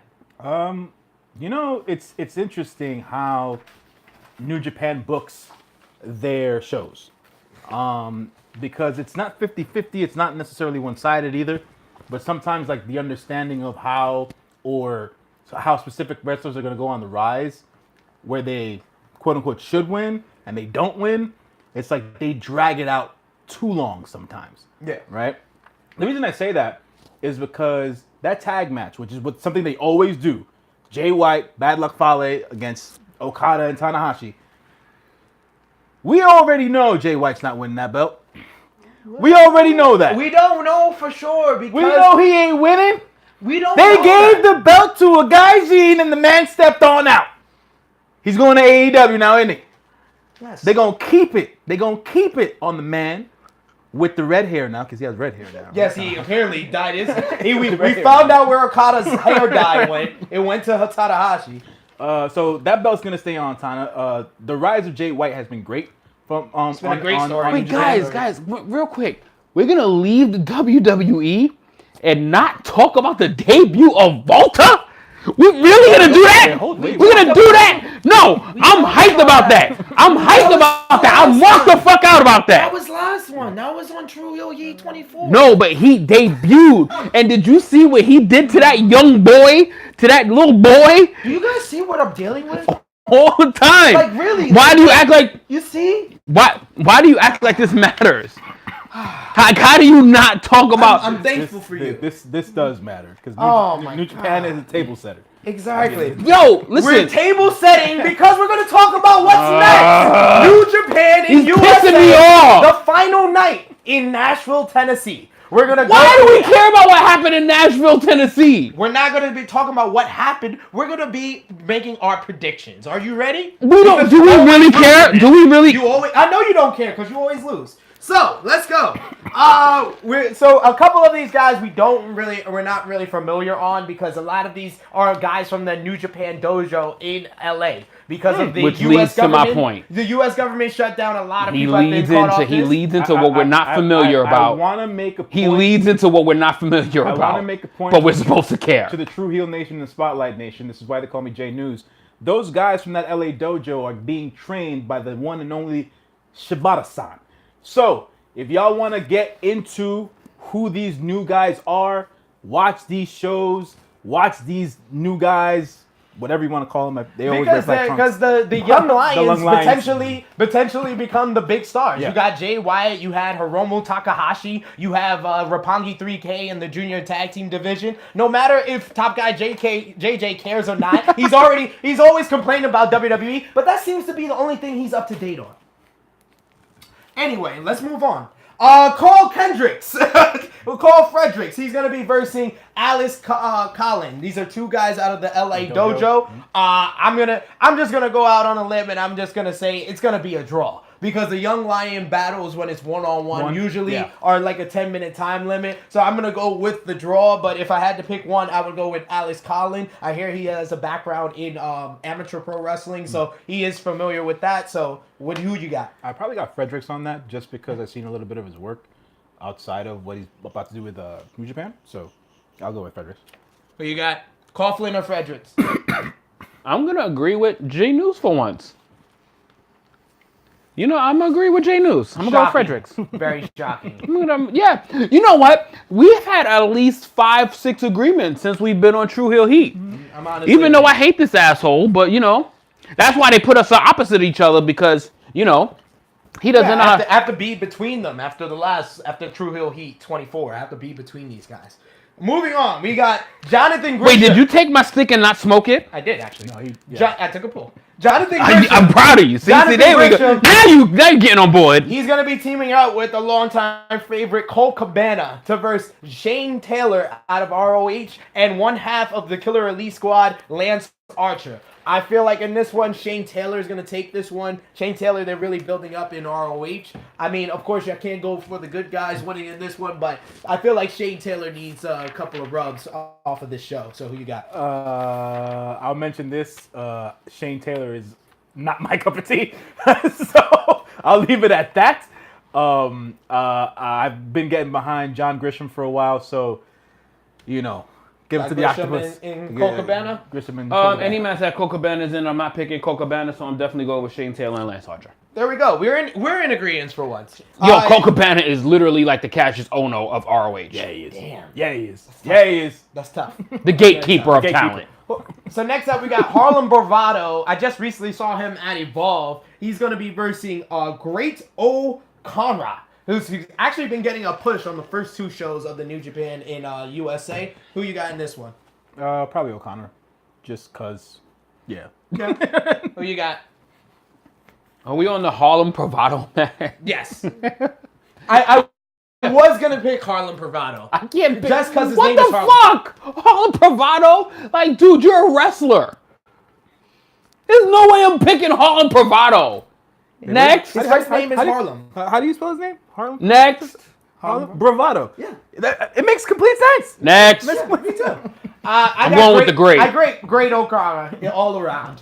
And next up, we got Clark Connors. He's going to be going one-on-one with the villain, Marty Scurll. I feel like this is the easiest one of the night. Consensus? I think we can consensusly say the villain is going to win this one. Don't ask me this question. Yeah, I'm not even going to ask. Don't we ask got me the this is the one I was really looking forward to here. We got the ROH TV champion, Jeff Cobb. He's going to be going one-on-one with the Villain Enterprises' own Brody King. This is the first time I've seen it on a major scale. I know they versed before on the independents, but who you got in this one? Cobb versus King. I will always have the back of my main man, Matanza Cueto, a.k.a. Jeff Cobb. Jeff The monster. Cobb will win this match. Who you got? I love Jeff Cobb. I love Jeff Cobb. So I guess you got Jeff Cobb. Yeah. I think we all around are gonna pick Jeff Cobb. He's the ROH TV champion. He's the PWG champion. I feel like you gotta move on with him. Brody King though, he's gonna have a great match. He's gonna definitely. I feel like this is gonna be the match of the night. If not this one, the main event. We got the team of Lifeblood. It's gonna be a 6-man tag team match. The new faction in ROH, Lifeblood. Tracy Williams, David Finley, and Juice Robinson. They're gonna be teaming up against Roppongi best friends, as I like to call them. Rocky Romero, Chucky T, and Trent Beretta. This is an elimination match. I feel like this or the Cobb King match is going to be the match of the night. Who you got in this one? Well, I'm definitely going with the Lifeblood because they got to get some momentum. And this whole best friend shit, I'm not a fan of it. So definitely going with the Lifeblood. I love that name. I just love the Lifeblood faction. So I like it in general. The concept. I love the of whole bringing honor back to Ring of Honor. Bringing that integrity, bringing back real wrestling. I just love their motto, and I love their motive, and I love their motivation. Their off-camera promos are usually really, really good. I like this faction. I'm definitely going with Lifeblood. They've been getting a good push in ROH. They're good on the mic. They're good in the ring. And I feel like because of Best Friends, this is their last shows with New Japan. And Lifeblood has been on a winning streak against this Roppongi Best Friends faction. I feel like it's only right to finish off the right way and have Lifeblood win the elimination match. Who you got? I mean, just from the sake of what you guys are saying, I mean, it seems like Lifeblood's the favorite here, right? Yeah, Lifeblood would be the favorite. Best Friends is definitely going to be their last shows with New Japan. Also, Jay News don't know who the fuck Lifeblood is. No, I understand who they are. No, understand, but do you know? Yeah, I know. Why would I know? Why wouldn't I, of all people, know who Because Lifeblood you're is? fake right now. How am I fake? You're Jay Kayfabe. Kayfabe? You're Jay Kayfabe right now. Wow, son. You're Jay I don't even know Kayfabe what right to say. now. Anyways, I'm picking Roppongi Best Friends because I haven't seen Trent Beretta and the He has main man Rocky no Romero. idea who Lifeblood is. Yes, no fucking idea. I'm the one who told you freaking no about fucking David Finlay. idea who Lifeblood is. And then he's, just go ahead. Oh make my your pick. God. Make your pick. Like I said, Roppongi best friends, Trent Beretta, Rocky Romero, the Kentucky gentleman himself, Chucky T. I'm going with them. So that's for New Japan in USA. Fake the news, final bro. night in Nashville. He's Put the kayfabe comments news. Who you think's gonna win those? We're gonna move on to Super Fight in Philly tonight. This is the big show. It's gonna be on Bein Sports. This is the big show for Major League Wrestling. They've been building up for this for a couple of months now. We're gonna run through this very quickly because we got 2 more shows to go through. DJZ versus Myron Reed. Who you got? DJZ versus who? DJZ versus Myron Reed. DJZ. Absolutely, DJZ across the board. A grudge match. We got Ricky Martinez presented by Selena Del Renta versus Cotto Brazil. Cotto Brazil is a good friend. Take your sheet, you filthy animal. Of our friends at the Wrestle Cave podcast. So shouts out to Wrestle Cave. So you know what the fuck is going on. No, don't act like you don't even know who's on the cards. So act like how you want to take that. So look at it, because the man worked hard on this, so you actually know who's on the fucking card. Who you got? Ricky Martinez or Cotto Brazil? Jesus Christ. I'll go with Ricky. So Ricky, who you got? Jesus, why I hate agreeing with this fucking guy. So all across the board. When it comes to wrestling matches, when you come to the ring with the valet, you're winning the match. That's just how I go. I think Cotto Brazil actually is going to win this one. I'm going to go with Cotto Brazil. Like I said, he got interviewed by Wrestle Cave, so I'm going to go with Brazil. These two got Ricky Martinez. We got Rhys Swann, the Impact X Division champion. He's going to be versus Ace Can Austin. you handle this? I guess he's got Rhys Swann. Who you got? You handle this? Can you handle this? Rich Can you one, handle all this? across the board. We got Puma King. He's going to be going one-on-one with Gringo Loco. Puma King I saw live at Major League Wrestling when they were here in New York. I'm going to go with Puma King. Who you got? Loco on this time. You got Loco? Who you got? Kingo Loco. Yo, the fact that you're Gringo, I can't go again. I'm definitely going with Puma King, yo. I'm definitely going with Puma This King. one they've been building to for a couple of weeks now. We got a mystery Who you tag pick? team match. I can pick Puma King. You pick Puma. Okay, got it. Mystery See? tag team match. We got Tommy Dreamer and his mystery partner versus Brian Pillman Jr. and his mystery partner. I'm going to ask for your predictions on who you think is going to win and who you think your winner mystery partner is going to be. Well, I know they've been pushing that Hart Foundation out there in MLW. Hart Foundation are getting a shot at the tag team titles in this night, so it's definitely not going to be a member of Hart Foundation as his partner. Well, I'm not saying those guys. Okay. I'm just saying that there can be someone else from that particular family to show up and, And who would that particular someone be? That I don't know. I'm just going with that. I can just say that team's going to win. Okay. That's how I'm going with it. Okay, so Brian Pillman Jr. I have no fucking idea who's coming out, but I know Tommy Dreamer don't win no matches, so I'm definitely going with Brian Pillman. I'm going to go with Sandman being Tommy Dreamer's partner since it's at the ECW I mean, arena. they definitely losing. And they definitely losing. I don't Well, really- as a matter of fact, I got a freaking far off shot for somebody who can be Brian Pillman Jr.'s freaking partner. Who? His trainer, Lance Storm. Another student of the dungeon. I like that pick as well. We got a special, Yeah, let me know if y'all give a fuck about that. We got a special challenge rematch. It's going to be Ace Romero versus another one of our good friends, Simon Gotch. Simon Gotch had his whole $10,000 challenge. Yeah, Jay News chilled out with Simon Gotch back in Chicago. Simon Gotch had his little $10,000 challenge, which Ace Romero won. He finally defeated him after weeks of Simon Gotch becoming victorious. Who you got in this one? Gotta go with Ace at this point. Ace Romero. Fuck Simon Ace Gotch. Romero. Oh, damn. I don't go that far. I said he's one of our friends. I don't go that far. You're cool Why? with us? Because he was cool with us in New Orleans? Not in New Orleans. You don't even know where you're at. Yo, You don't even know where you at. We're I there. know where he was cool with us at. It was in Chicago, not New Orleans. Actually, I thought he was cool with us in New Orleans too. Oh, my bad. You see, when the producer, when the producer tells me no, that means I have to be wrong. So I agree. So my bad. I apologize. But Simon Gotch is still a fucking nobody. That's not that. God, that's Awful. Awful take. Aerostar. He's going to be going one-on-one with Ray Horace. Ray Horace, you may know from Lucha Underground as Dragon Azteca Jr. Who you got in this one? I got Ray, man. He's a hell of a competitor inside the ring. Aerostar's never been my favorite luchador, so I'll go with Ray on that one. I'm gonna go with Ray as well. Ray is very young. He's up and coming. Aerostar, even though he looks young in the ring, he's older. He's in his I think his early 40s, late 30s, or something like that. So who you got in this one? I can't pick Killshot seriously in any match, bro. Killshot? It's not even. It's Aerostar and Ray Horace. Who is Killshot? Shane Strickland. Shane Strickland is Killshot. Not on the show. Shane Strickland is Killshot. But Aerostar, again, that's I'm at a loss for words right now. I don't even know what the fuck to say. Like, I was the one being told I didn't know what the fuck was going on, and he doesn't know what the fuck's going on. I think we need a True Heel intervention too. No. I might need a Drew Hill blood test. Oh my God. All right, so I'm definitely not picking Aerostar because I never picked Aerostar. Aerostar wins no matches. He didn't win. Aerostar didn't win any matches in Lucha Underground, and he's not winning any matches at this show. Ray Horace across the board. We got for the MLW World Tag Team Championships. It's going to be the Lucha Brothers, who we talked about earlier, Pentagon and Phoenix, going against the Hart Foundation, Davey Boy Smith Jr., and Teddy Hart. This one's been building for a while. Hart Foundation has been the main stable in Major League Wrestling. They've been almost undefeated in tag team wrestling, if I'm not mistaken. But Lucha Brothers have been the mainstay, the Major League Tag Team Champions for the past 6 months. Who you got in this one?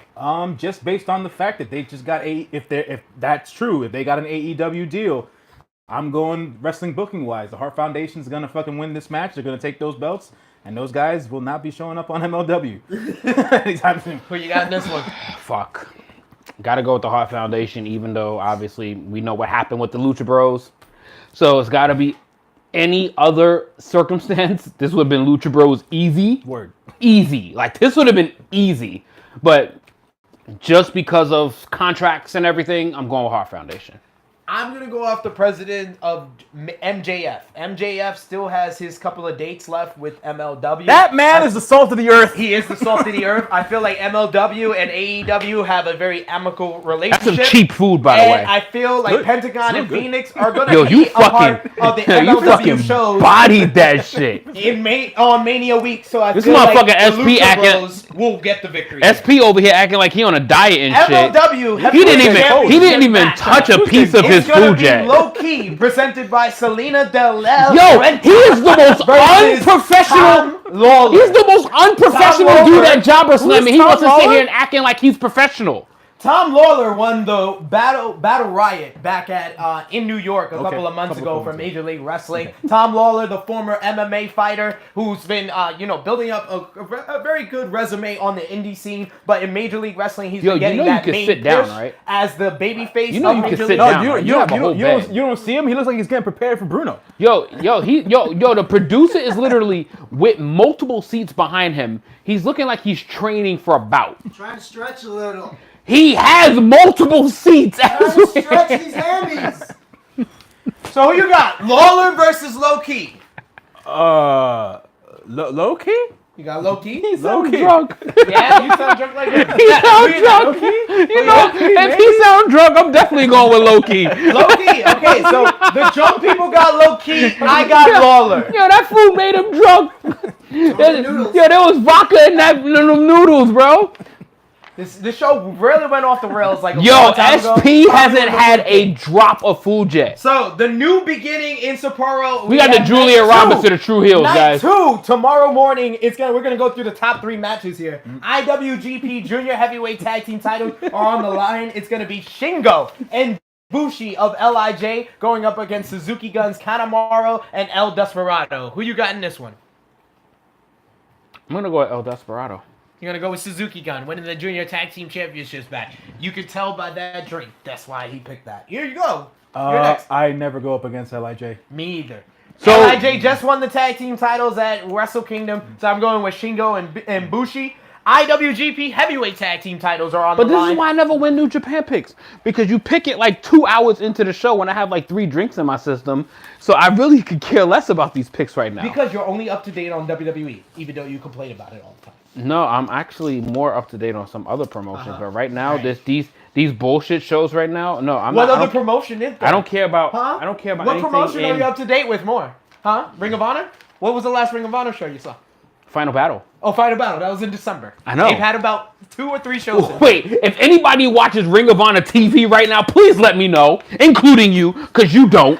I watched their main show. I watched Honor Reign Supreme. I was about to sit here and actually listen for you to lie to me right now, talking about you watch Ring of Honor TV. No, I don't watch that. I watch Honor Reign So Supreme. that means we all up to date on Ring of Honor. No, I watched Honor Reign Supreme, which is the show on the 12th. You're wrong. So, IWGP Heavyweight Tag Team titles. Evil and Sonata of LIJ versus Suzuki Guns, Minoru Suzuki, and Zack Sabre Jr. This is a tag team match that's been building up for a while. Who you got for this one? Suzuki Gun. Suzuki Gun!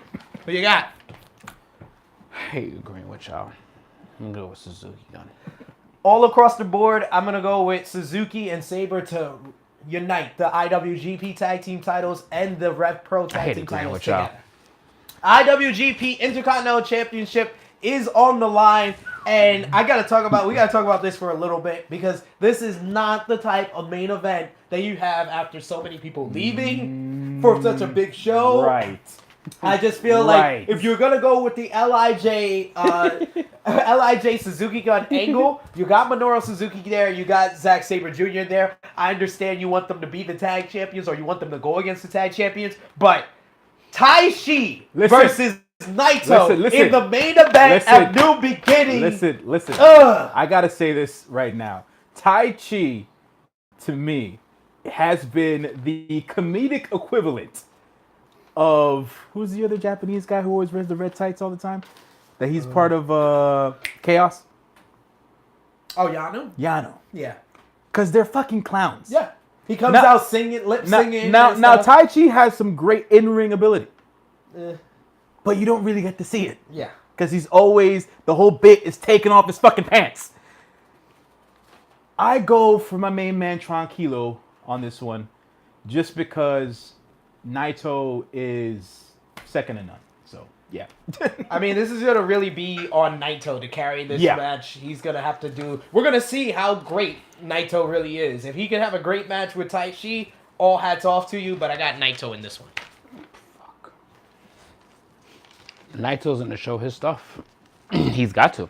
He honestly doesn't really have a choice. He's got to if he's versing Taichi, for sure. Well, at this point, I think this is more of a Taichi coming out party. You think so? It has. No, I'm being serious, because He's got an opportunity against Tanahashi. He's got an opportunity against Naito last year, which was a good match, but I don't. If they're gonna put him on the stage and they're gonna put him with the secondary belt for the promotion, he's got to show out. He's got to show better. I think this is more of a coming out party for him. Right? Let's see if he can come out for this. And then finally, our last show we're going through is New Beginning in Osaka. We're going to once again go through the top 3 matches on that card. It's going to be IWGP Junior Heavyweight Champion Taiji Ishimori. I had to get the pronunciation right. Bone Soldier! Bone Soldier! He's going to be defending for the first time against Taguchi Rasu Kazushi. Who you got? Taguchi made Ishimori tap out to become the new never open weight 6-man tag team champions with Yanu and Maccabee. I like to call them the Ryusuke? Taguchi? Yeah, right. The baseball man? Yes, the baseball man. And he shows out in these one-on-one matches. He does deliver. So who you got in this one? I mean, they never give Taguchi the burn with the belt. He got in the burn before. He's the one that... How many years has it been? Yeah, it's been like 3-4 years. Yeah, it's been about 3 or 4 years, man. So it's all Bone Soldier or nothing at this point. I believe Bone Soldier is the guy they're going to build the title around. So who you got? Is this for the never open weight? This is for the junior heavyweight. Junior heavyweight. He never pays attention. No, I really don't. I really don't, because y'all know how I feel about that never open weight shit. All right. But we're talking about the junior heavyweight championship, so let's move on now. All right, so here's the part of the True Hill Heat that I don't pay attention. Who's the match? Taguchi versus Ishimori. Who you got? I'm going to go with Taguchi. Of course he would. Of course he would. We got Okada. Kazuka Okada. He's going to go one-on-one with Bad Luck Fale. This is a grudge match. This is Okada trying to still get his vibe back after getting that big loss against Jay Wyatt at Wrestle Kingdom. Who you got? Okada versus Fale. The Rainmaker. Like, what the fuck? Yo, dude just unveiled his short tights. This is what, their second match? This is, I think, their third, The fourth third match. match? They fought a couple of times. so far? I think they fought last year in the G1. Bad Luck Fale defeated Okada. He was the second one after Jay White, who defeated Okada to start off the G1. But this is a rematch based on that match. So who you got? It's got to be the Rainmaker at this point, just so he can keep on creeping up. He's gonna keep on creeping up because I feel like the Rainmaker is the perfect person to verse who I think is gonna win the winner of this main event matchup at the G1 Supercard. So the IWGP Heavyweight Championship will main event New Beginning in Osaka on the 11th. It's going to be the number one contender, Switchblade, Jay White. Switchblade! Getting his first shot at the IWGP Heavyweight Championship, going one-on-one with the ace, the new champion, Hiroshi Tanahashi. Who you got in this one? Not yet. Not yet. It's coming, but not yet. Tanahashi is going to retain. Who you got? It's got to be Tanahashi at this point. To his point, not yet for Jay White. They've got to build this. They've got to make him Dude earn. just had the biggest win of his life at Wrestle Kingdom 13. I get it, but at the end of the day, the freaking That's what I mean. The non-Japanese wrestlers, they gotta work more to get the freaking shot. So he's got to keep going. I see more G1 climax. Yes, for Jay White. For Jay White, right? Not now. Not now. Mm-hmm. I can see Summertime, yes. Give him some time to earn it. So maybe a Jay White Okada rematch next year. I can see it. I can see it. For the IWGP Heavyweight Championship. Yeah. I can see that. That's actually a good proposal. So Even when I'm drunk, I have some decent opinions.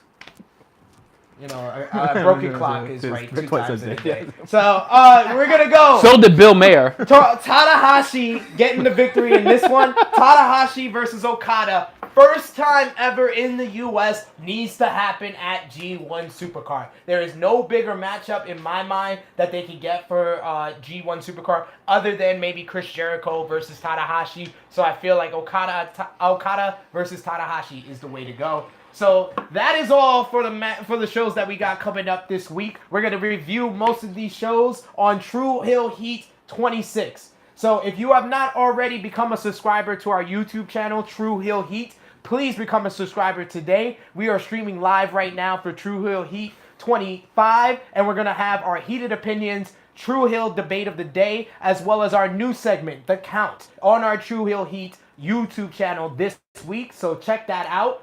Join the True Hills group page by TRU space HEELS on Facebook. Follow us on the Twitter machine at True Hill Heat. I always got very good opinions, especially about the city of Phoenix. Yo. So check that out on our Twitter my machine. man really went off on Phoenix, yo. So tell them what your Instagram is, sir. If I remember. But I believe it's True Hill _ Top Guy JJ. Yeah, mine is _JONJAY. That's John J.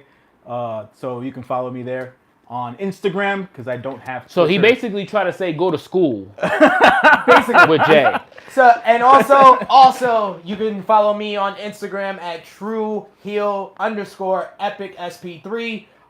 You can also get a True Hills t-shirt like this one right here on ProWrestlingTees.com/True Hills. You can get this one or one of our Perf Pack approved True Hills shirts. Check us out on iTunes, our True Hill Heat podcast. You can listen to this audio on iTunes every week that we go live on our YouTube channel. We will follow up with our iTunes podcast on our podcast channel, Apple Podcasts, True Hill Heat. So check that out as well. Like I said before, you're going to be at Jobber Slam 4 coming up on WrestleMania weekend. But until True Hill Heat 26, we got J News here. We got Top Guy JJ. J News, I know you're not going to be on True Hill Heat 26, so you're not allowed to perform on any podcast for the next 90 days. We hope he doesn't sign with AEW. So until True Hill Heat 26... They hit me on the DM. Damn it. We are signing off.